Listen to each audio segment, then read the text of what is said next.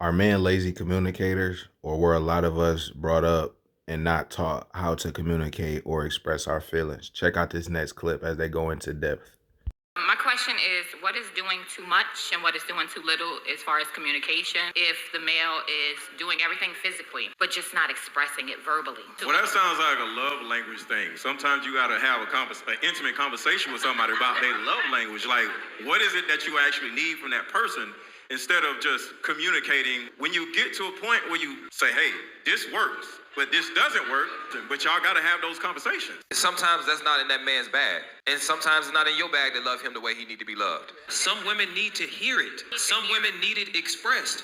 And that's a part of me where it's like, bro, that's not how I grew up.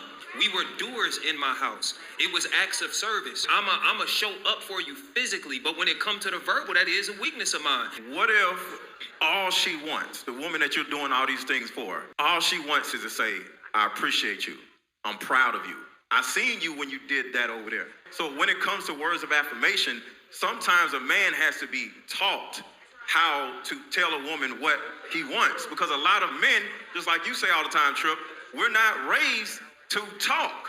So we don't necessarily know how to communicate with a woman. Because even when we with our homeboys, we can have a 2-hour trip and don't say nothing. So overall, men have to be taught how to specifically communicate to you as an individual.